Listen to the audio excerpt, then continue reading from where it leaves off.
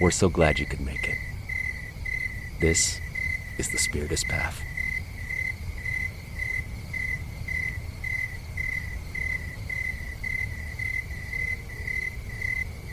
The Gospel according to Spiritism.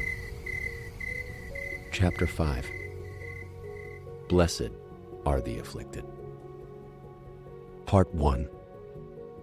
Blessed are they that mourn, for they shall be comforted.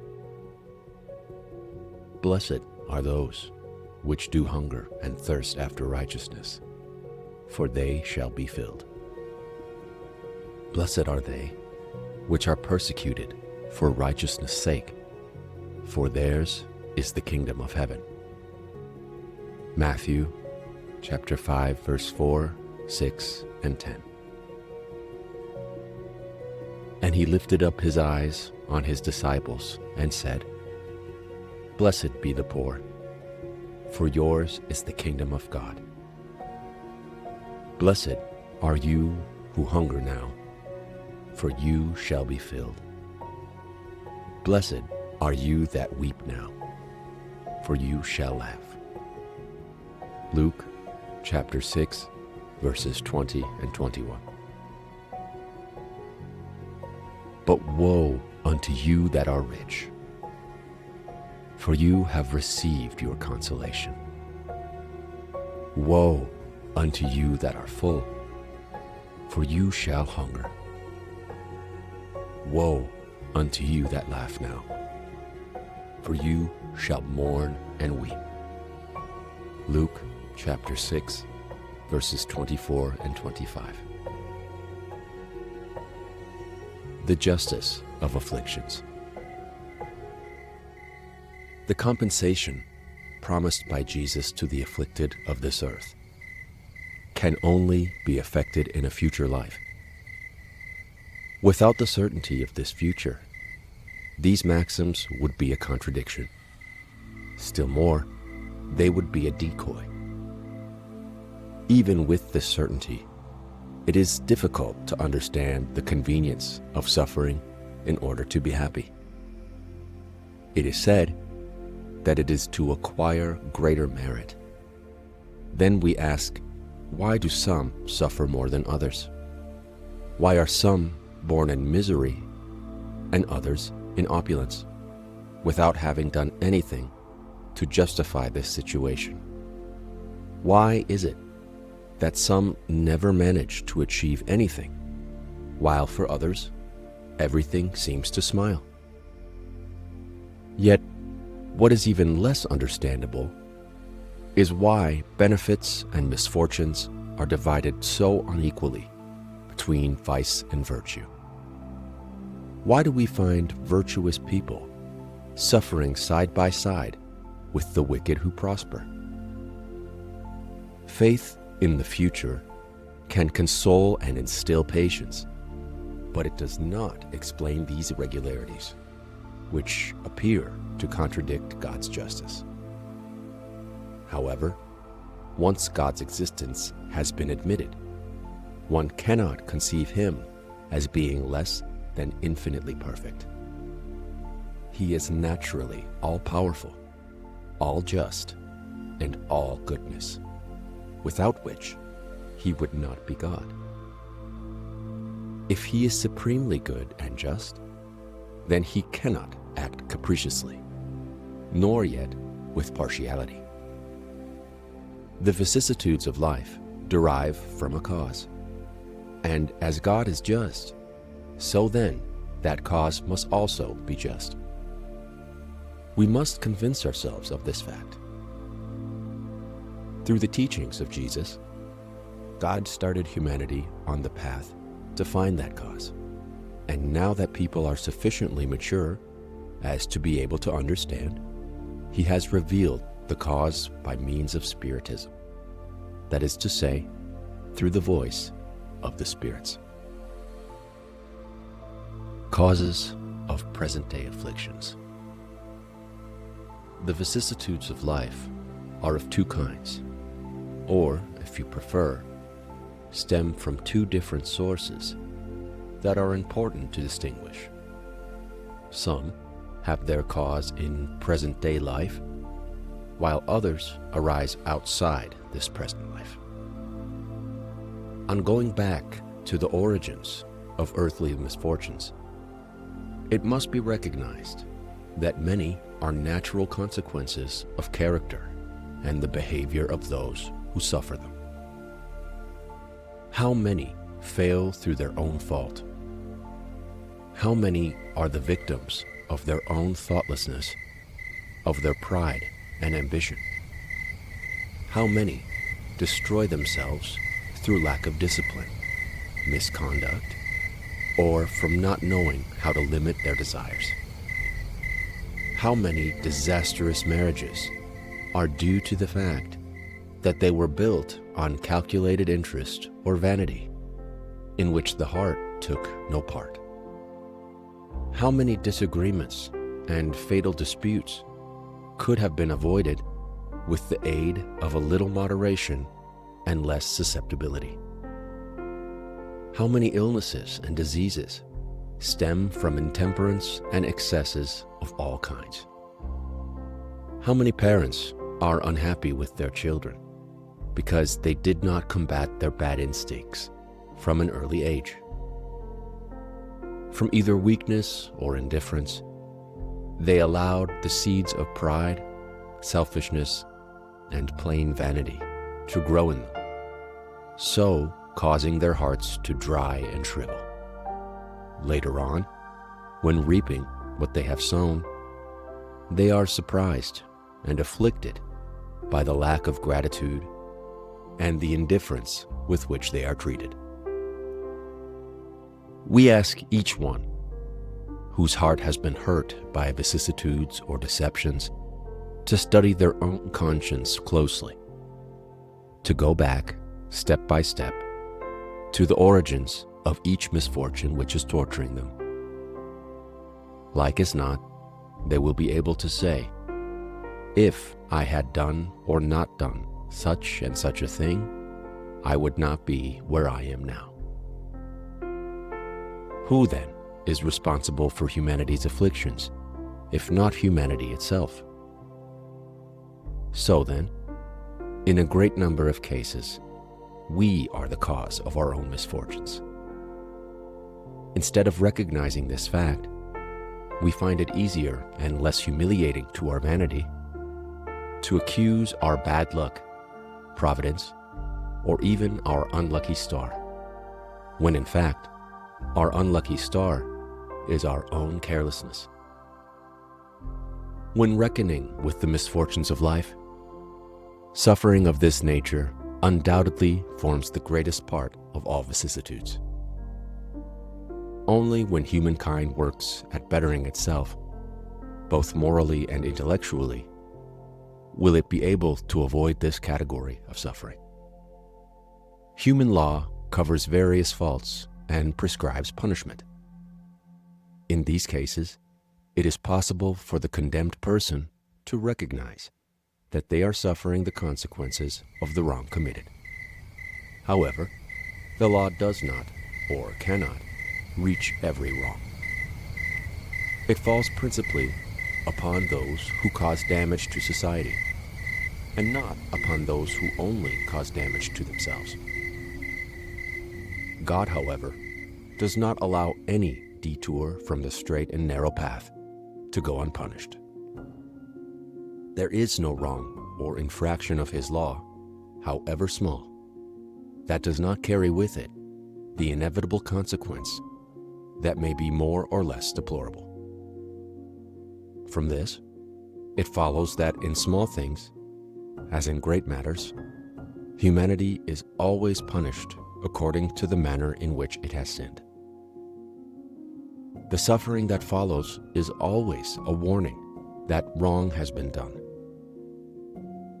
This offers experience and makes people feel the difference between right and wrong, good and bad, so that in the future, these sources of bitterness may be avoided, but without which there would be no motive for betterment. If humanity were to be confident of immunity, it would only delay its own progress, and therefore its future happiness. Nevertheless, sometimes experience arrives rather late, when life has already been wasted and become disordered, when strength is already spent, and the person is no longer able to remedy the wrongdoing. Then, the person will frequently say, "If I had known then what I know now, many false steps would have been avoided. If I had to begin again, I would act differently. But now there is no more time." Like the lazy worker who says, "I have wasted my day," the person also says, "I have wasted my life." Just as the sun rising on a new day allows the worker the possibility of repaying any lost time, so it is with humanity.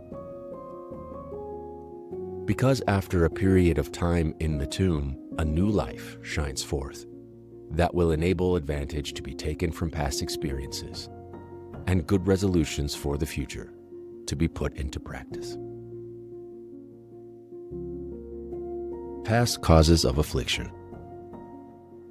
Although there are misfortunes in life caused principally by human beings, there are also others that, at least according to appearance, seem to be completely strange that strike like fate. For example, the loss of a loved one or the breadwinner of a family. Still others, like accidents that no amount of foresight could have prevented. In addition, reverses in fortune that precautions and judicial counseling could not have avoided. Natural disasters, infirmities from birth, especially those that make work or the earning of a livelihood impossible, like deformities, insanity, idiocy, etc. Those who are born with restricting conditions like those mentioned have done nothing in their present life to deserve such a sad fate that they could not avoid and are very impotent to change, leaving them at the mercy of public commiseration. Why then are there these unhappy beings when beside them, under the same roof, in the same family, are others who have been blessed in every way?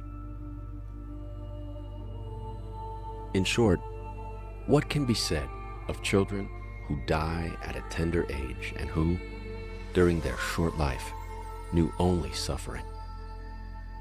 These are problems that, as yet, no philosophy has been able to find a solution for.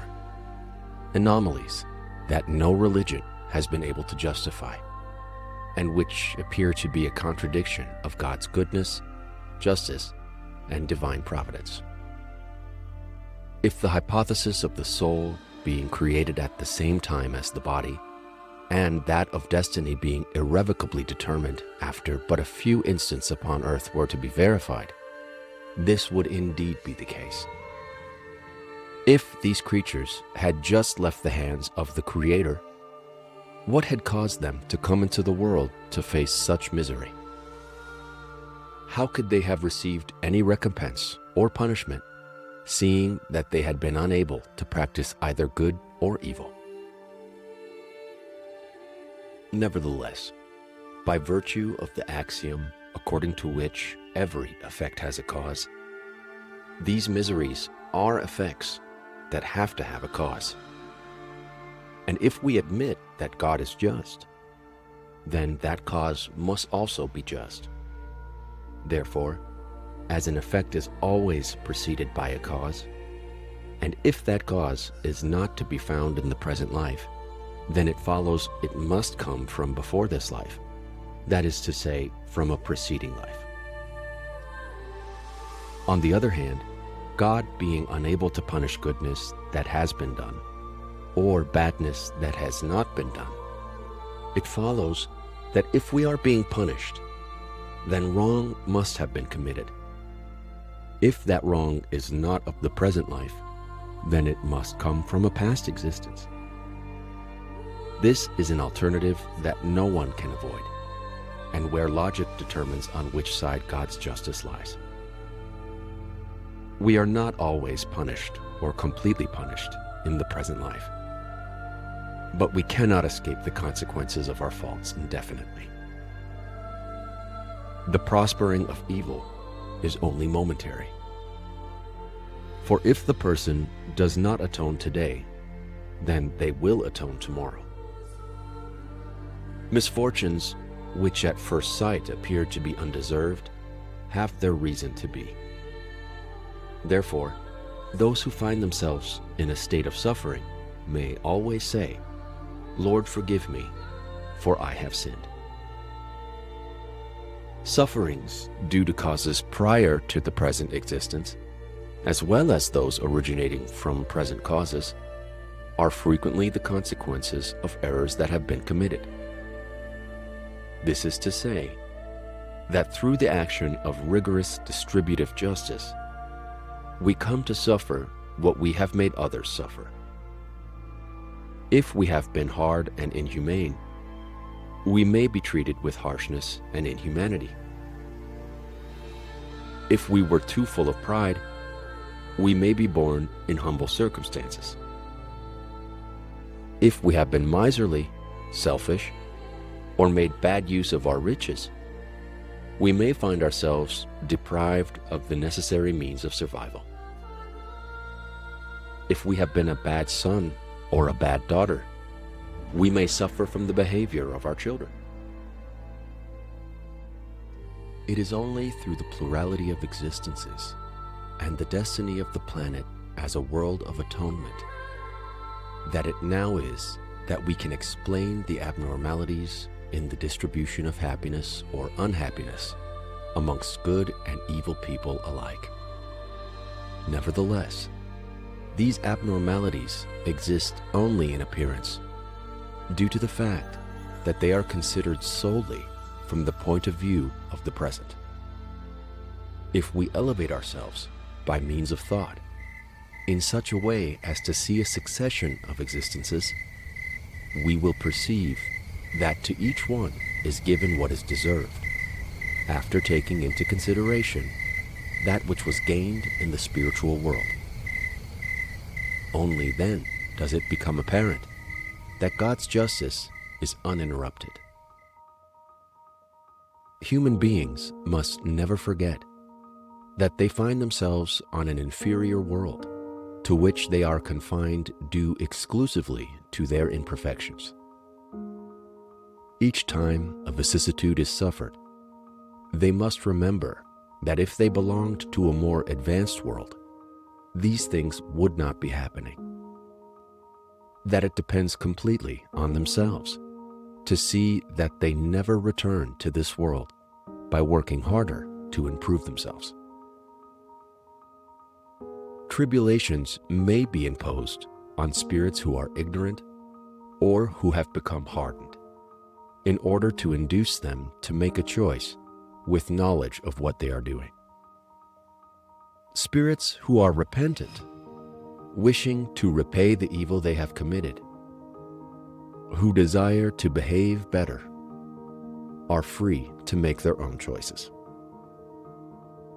Such was the understanding of one spirit who, after having failed to complete a task, asked to be allowed to repeat it so as not to lose the benefit of its work. Therefore, tribulations are at the same time atonements for the past, for which we receive the deserved retribution, and tests relating to the future we are preparing. We offer thanks to God who, in His goodness, helps humans to repay their debts and does not irrevocably condemn the first fault. However, it is not to be thought that all suffering in this world denotes the existence of a determined shortcoming.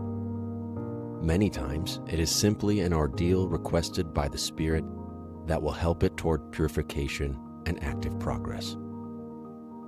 Therefore, atonement is always a test, but a test is not always atonement. Although tests and atonement are always signs of a relative inferiority, as that which is perfect needs no testing. Nevertheless, It is possible that a spirit having reached a certain degree of elevation and being desirous of further progress may request a mission or task to perform. Depending on whether or not they are victorious, and according to the difficulty of the requested test, they will be more or less compensated. These, then, are the people who have naturally good instincts, whose souls are elevated, and who possess inborn sentiments. They apparently bring nothing from their past existences, and who, despite great torments, suffer with true Christian resignation, asking only that God help them to withstand their trials without complaining. On the other hand, we may consider as atonements those afflictions that provoke complaint and cause a revolt against God. Beyond doubt, the suffering that does not provoke complaints can also be considered as atonement. However, this indicates it was voluntarily sought rather than imposed. This constitutes a test of our strength of resolution and a sign of progress. Spirits cannot aspire to complete happiness until they become pure. Any kind of stain prohibits entrance into the blissful world. It is like passengers on a plagued ship who find themselves prohibited from entering port until they have undergone a cleansing. These imperfections are slowly overcome by means of various corporeal lives. When well tolerated, the tribulations help them toward progress. They erase faults and find purification by means of atonement, which is the remedy that cleanses the sores and heals the sick person. The more grave the illness, the more energetic the remedy needs to be. Therefore, those who suffer greatly must realize that they have much to atone for and should rejoice in the proximity of the cure. It will depend on each one to take every advantage from the suffering by being resigned and not spoiling things with impatience, seeing that, to the contrary, they will have to begin all over again.